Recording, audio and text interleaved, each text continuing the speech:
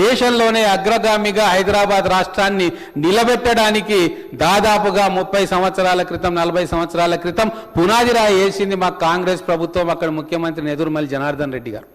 దాని తర్వాత ఆ హైటెక్ సిటీని అభివృద్ధి పరిచే కార్యక్రమంలో చంద్రబాబు నాయుడు గారు టీడీపీ అధ్యక్షులుగా రాష్ట్ర ముఖ్యమంత్రిగా ఉన్న వారి కృషి ఉంది.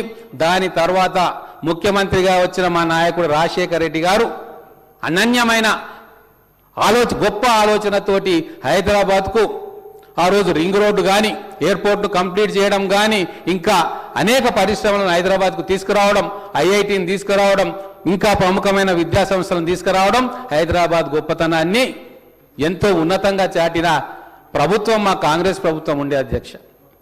దాని తర్వాత ఈరోజు ఇక్కడ ఫార్మా, ఐటీ రంగాలు కానీ, డిఫెన్స్, బ్యాంకింగ్, ఎడ్యుకేషన్ ఇన్స్టిట్యూట్స్ కానీ రావడానికి ప్రధానమైన కారణం మా ప్రభుత్వాలు అప్పుడు చేసిన ఆలోచన. అది 30-40 సంవత్సరాల తర్వాత ఈరోజు తెలంగాణ ప్రజలు, హైదరాబాద్ ప్రజలు గొప్పగా అనుకుంటూ అనుభవిస్తున్న చరిత్ర మన కళ్ళ ముందు ఉంది అధ్యక్ష. మరి ఇంత గొప్ప కంట్రిబ్యూషన్ చేసింది మా కాంగ్రెస్ పార్టీ, మా కాంగ్రెస్ ప్రభుత్వం, మా కాంగ్రెస్ ముఖ్యమంత్రులు, మా కాంగ్రెస్ మంత్రివర్గ సభ్యులు ఆ రోజు. కానీ ఈరోజు మేము అధికారంలోకి వచ్చే ముందు హైదరాబాద్ పరిస్థితి ఎట్లా ఉండే అధ్యక్ష? ప్రమాద గంటికలు మోగినాయి అధ్యక్ష. 2020లో మూసీ నదికి వరదలు వస్తే హైదరాబాద్ అతలాకుతలం అయింది. తెలంగాణ వచ్చిన తర్వాత హైదరాబాద్ చాలా గొప్పగా ఉంటుంది, హైదరాబాద్ తోటే తెలంగాణ జీవనం ముడిపడి ఉన్నది కాబట్టి హైదరాబాద్ను మనం అద్భుతంగా కాపాడుకొని గొప్ప నగరంగా తీర్చిదిద్దుకుంటామన్న ఆలోచనే ఆ రోజు తెలంగాణ ఉద్యమంలో ఒక ప్రబలమైన కారణంగా ఉన్నది అధ్యక్ష. వాస్తవంగా తెలంగాణ రెవెన్యూలో 50% కంటే ఎక్కువ హైదరాబాద్ నగరం నుంచి వస్తుంది. ఇక్కడ ఆ రోజు మేము పెట్టిన ఐటీ పరిశ్రమతోటి అంచెలంచెలుగా ఎదిగి ఈరోజు 3,30,000 కోట్ల ఎక్స్పోర్ట్స్ తోటి దేశంలోనే నెంబర్ 2 నగరంగా విరాజిల్లుతున్నదంటే దాంట్లో కాంగ్రెస్ ప్రభుత్వాల యొక్క కాంట్రిబ్యూషన్ అనన్య సామాన్యమైనదన్న విషయం తెలంగాణ ప్రజలు గమనించాలని చెప్పి నేను కోరుకుంటా ఉన్నా. కానీ ఇప్పుడు హైదరాబాద్ అభివృద్ధి ఈరోజు మళ్ళొకసారి సమూలంగా అభివృద్ధి వైపు తీసుకుపోవాలి, కొత్త పుంతలు దొక్కించాలి, కొత్త బాటని ఎన్నుకోవాలని ఒక ఆలోచన చేస్తూ ఉంటే దాన్ని మా ప్రతిపక్ష సభ్యులు కొందరు నెగటివ్గా మాట్లాడి నెగటివ్గా చూపించే ప్రయత్నం చేస్తూ ఉన్నారు అధ్యక్ష. హైదరాబాద్ కోసం గతంలో బీఆర్ఎస్ ప్రభుత్వంలో కొన్ని కార్యక్రమాలు జరిగినాయి, వాటిని మేము కాదనట్లేదు. ఎస్ఆర్డిపి రూపంలో హైదరాబాద్ నగరంలో అక్కడ మినుక్కు అనేటట్టుగా కొన్ని కార్యక్రమాలు, కొన్ని ఆకాశ హామ్యాలు, కొన్ని అండర్ గ్రౌండ్ ప్యాసేజీలు, కొన్ని ఫ్లైఓవర్లు చేసిండ్రు. దాన్ని ఒప్పుకుంటున్నాం. 8,000 కోట్లు 10,000 కోట్లు ఖర్చు పెట్టిండ్రు, దాన్ని కూడా ఒప్పుకుంటున్నాం. అలాగే దాని అభినందనలు కూడా తెలుపుతా ఉన్నాం అభివృద్ధిలో భాగమైనందుకు. కానీ హైదరాబాద్ నగరానికి యొక్క మైల్ స్టోన్స్ అన్నీ కూడా కాంగ్రెస్ ప్రభుత్వంలోనే ఎస్టాబ్లిష్ అయినాయి, దాన్ని పెంపొందించింది కూడా కాంగ్రెస్ ప్రభుత్వమే అన్న విషయాన్ని మనం మర్చిపోవద్దు అధ్యక్ష. నేను ఒకటే మాట చెప్తా ఉన్నా, హైదరాబాద్ అభివృద్ధి మూసీ నది అభివృద్ధితో ముడిపడి ఉన్నది. హైదరాబాద్ ఆవిర్భావమే మూసీ నది ఒడ్డున, మూసీ నదితో సమాంతరంగా పేగుబంధమై హైదరాబాద్ నగరం అభివృద్ధి చెందిన విషయాన్ని మనం మర్చిపోకూడదు. కానీ ఆ మూసీ నది, ముచ్చుకుంద నది, అనంతగిరి అడవుల్లో నుంచి వచ్చిన ఔషధాలను తీసుకొని, అక్కడున్న రాళ్లలోని ఖనిజ గుణాలను తీసుకొని ఆ నీళ్లు తాగితేనే సర్వ రోగాలు నయమయ్యే పరిస్థితి నుంచి ఈరోజు మూసీ నది ఒక మురికి కూపంగా, కషాయంగా ఆ నీరు కాలుష్య కాసారంగా మారిన విషయం మనకు తెలియదా అధ్యక్ష? 2014 తర్వాత వచ్చిన మన ప్రభుత్వం, తెలంగాణ ప్రభుత్వం మరి అటువంటి పవిత్రమైన ముచ్చుకుంద నదిని, మూసీ నదిని ప్రక్షాళన చేసి రిజువనేట్ చేసే కార్యక్రమం ఎందుకు ఆలోచన చేయలేదు అని చెప్పి నేను అడుగుతా ఉన్నా. కొన్ని ఆలోచన చేసినారని చెప్పి వాళ్ళు అడుగుతా ఉన్నారు. ఎక్కడో ఉప్పల్ దగ్గర ఒక పార్కు నిర్మాణం చేసిండ్రు, ఇంకా కొన్ని కార్యక్రమాలు చేసిండ్రు, సంతోషం. కానీ అది హైదరాబాద్ బతుకు చిత్రాన్ని మార్చే ఆలోచన కాదు కదా అని చెప్పి నేను వాళ్ళని ప్రశ్నిస్తూ ఉన్నా.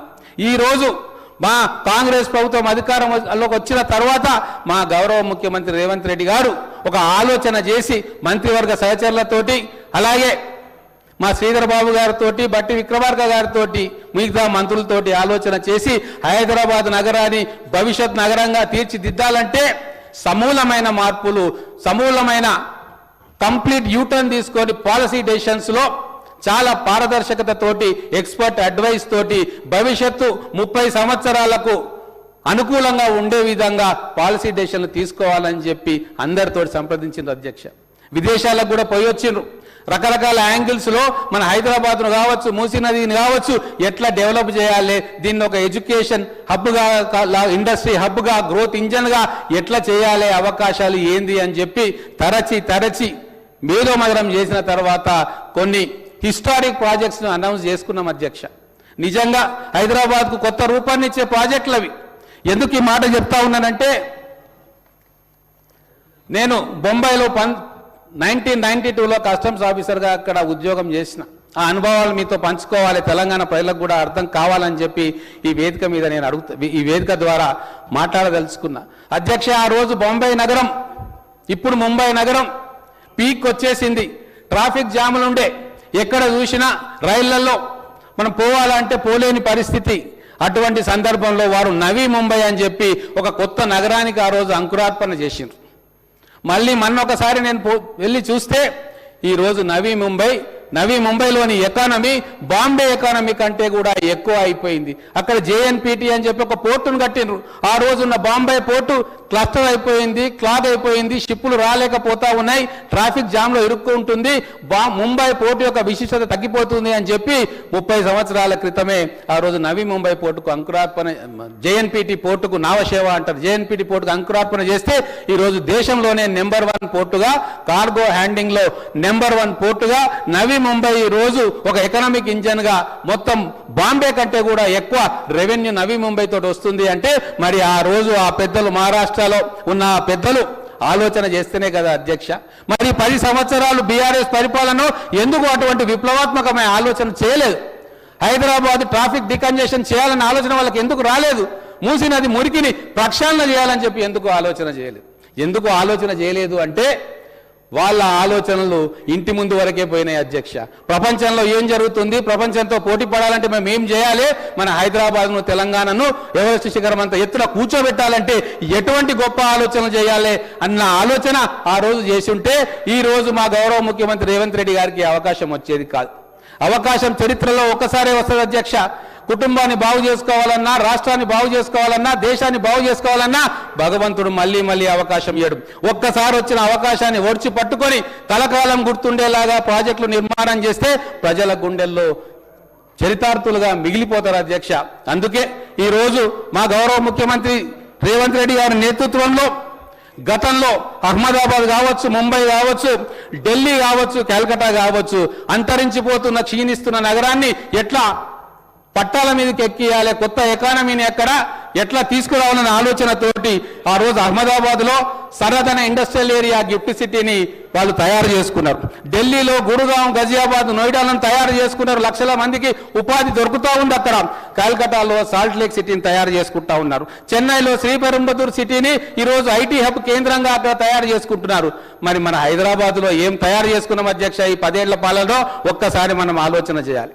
అందుకే మన రేవంత్ రెడ్డి గారు అధికారంలోకి వచ్చిన తర్వాత ఇక్కడ నవీ ముంబై కంటే గొప్ప నగరాన్ని ఫ్యూచర్ సిటీగా, 4th సిటీగా, ఒక భారత్ ఫ్యూచర్ సిటీ అని చెప్పి అంకురార్పణ చేసి, ప్లానింగ్ చేసి, దాన్ని గ్రౌండింగ్ చేసే కార్యక్రమం చేస్తే ఎగతాళి చేశారు అధ్యక్ష. చరిత్ర తెలుసు కాబట్టి, నగరాల చరిత్ర తెలుసుకున్నాడు కాబట్టి ఆ రోజు రోమన్ సామ్రాజ్యంలో, గ్రీకు సామ్రాజ్యంలో దేశాలంటే దేశాలు కావు, అది నగరాలు, ఆ నగరాల నుంచి వచ్చే ఆదాయంతో దేశాలు నడుస్తాయన్న సత్యాన్ని అర్థం చేసుకున్నారు. కాబట్టి రేవంత్ రెడ్డి గారు హైదరాబాద్ గట్టెక్కాలంటే, హైదరాబాద్ ప్రజల కష్టాలు గట్టెక్కాలంటే, హైదరాబాద్లో ఉన్న యువతకు ఉపాధి అవకాశాలు 2-fold, 3-fold, మల్టీఫోల్డ్ కావాలంటే ఇంకొక అనుబంధ నగరం, హైదరాబాద్కు మించిన నగరం ఒకటి తయారు చేయాలి అని చెప్పి ఆలోచన చేస్తేనే ఆ ఆలోచనకు ప్రతిరూపమే 4th సిటీ అధ్యక్ష. ఇది చాలా మందికి అర్థం కాలే.